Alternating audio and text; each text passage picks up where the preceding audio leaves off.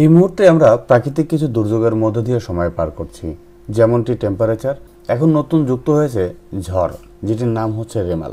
এই রেমালের গতিপথ কিভাবে আমরা দেখতে পারবো বা কত কিলোমিটার বেগে এখানে উপকূলে আঘাত হানবে সে বিষয়টি দেখব। শুধু তাই না, সম্ভাব্য তাপমাত্রাও দেখা যাবে এই ওয়েবসাইটের মাধ্যমে। তো কথা না বাড়িয়ে মূল ভিডিওতে প্রবেশ করতে চাচ্ছি। মূল ভিডিওতে প্রবেশ করার পূর্বে রিকোয়েস্ট থাকবে, যদি ভিডিওটি দেখার পরে উপকারী মনে হয় এবং ভালো লেগে থাকে তাহলে অবশ্যই চ্যানেলটিকে সাবস্ক্রাইব করে উৎসাহিত করবেন।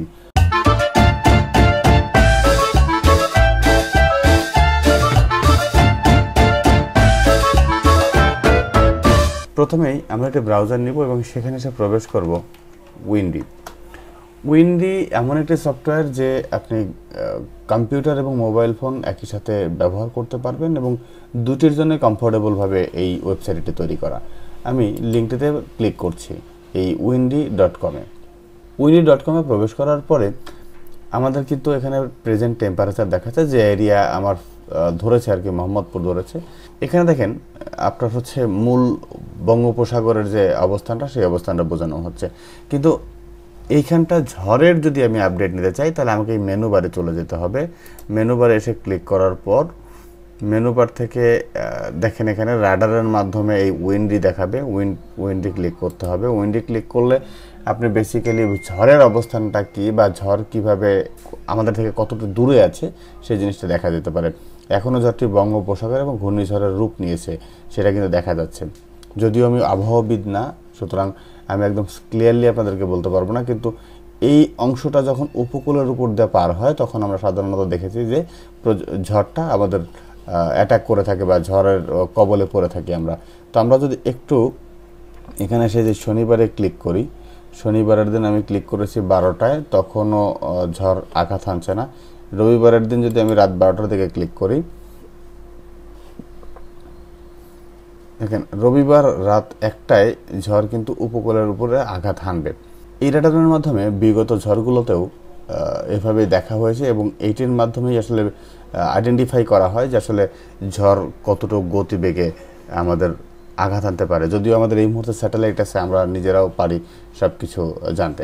এবং এখানে দেখেন 0, 6, 10, 20, 35, 45 এবং 70, মানে বাতাসের যে গতিবেগ সেই গতিবেগটা কোন কালারে কতটুকু। তার মানে আমি যদি এখানে ক্লিক করি তাহলে বাতাসের গতিবেগটা কত আছে সেটা দেখা যাবে। এখানে আমি ক্লিক করেছি, এখন 35 কিলোমিটার গতিবেগ রয়েছে এই জায়গাটিতে। অর্থাৎ রবিবার রাত 1টার সময় এই জায়গাটিতে এত কিলোমিটার বেগে বাতাসের গতিবেগ থাকবে। এরপরে যদি আমরা দেখতে চাই যে এখানে টেম্পারেচারের অবস্থা কি, দেখুন এখানে অনেকগুলো অপশন দেওয়া রয়েছে। টেম্পারেচার রয়েছে, ডিউ পয়েন্ট রয়েছে, হিউমিডিটি রয়েছে এবং আমি দেখলাম এখানে মেঘ স্যাটেলাইটের ভিউ রয়েছে এবং ওয়েদার রাডারও রয়েছে। এখানে এই যে রেইন থান্ডার রয়েছে। এখানে আমি যদি দেখেন টেম্পারেচারে ক্লিক করি যে টেম্পারেচারে আমাদের উপমহাদেশে কী অবস্থা এই মুহূর্তে যাচ্ছে। এখন দেখুন এই জায়গাটা 29 ডিগ্রি সেলসিয়াস টেম্পারেচারে রয়েছে। আরেকটা জিনিস এখানে উইন্ডের মাধ্যমে দেখাতে চাই, যে প্লে করে দিই তাহলে কিন্তু আমাকে একদম ঝড়ের গতিবেগটা খুব সুন্দরভাবে দেখাতে থাকবে। আমি এখানে প্লেতে ক্লিক করছি, এখন দেখুন এখানে টাইম আস্তে আস্তে পার হচ্ছে এবং উপকূলের ঝড়গুলো আস্তে আস্তে উপরের দিকে যাচ্ছে বা উপকূলের দিকে চলে যাচ্ছে। একেবারে সুন্দরবন বা দক্ষিণ অঞ্চলের যে মানুষগুলো রয়েছে, উপকূলীয় মানুষগুলো রয়েছে, সেই মানুষগুলোর হয়তো কষ্টের দিন এটি একটা। এরপরে যদি আমরা টেম্পারেচার দেখি, টেম্পারেচারটার এখন তাপদাহ বইছে, যে নয়াদিল্লি 45 ডিগ্রি, জয়পুর 47 ডিগ্রি। এই ক্ষেত্রে আমি যদি বাংলাদেশেরটা দেখার চেষ্টা করি, বাংলাদেশ এখানে একটু বড় করার চেষ্টা করছি। বেসিক্যালি এই ভিডিওটি দেওয়ার উদ্দেশ্য হচ্ছে শুধু ঝড়ের গতিবেগ না, আপনি চাইলে এখান থেকে rain radar, Windy plus temperature যে কোনো ফোরকাস্ট 10 ডেজের ফোরকাস্ট আপনারা এখান থেকে দেখতে পারেন।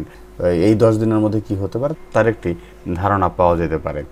ভিডিওটি যদি দেখার পরে ভালো লেগে থাকে তাহলে অবশ্যই লাইক করে উৎসাহিত করবেন। মন্তব্যের করে জানাতে পারেন আপনার কোনো প্রয়োজনের কথা। নতুন কোনো বিষয় নিয়ে আবারও কথা হবে, ততক্ষণ পর্যন্ত ভালো থাকুন, সুস্থ থাকুন।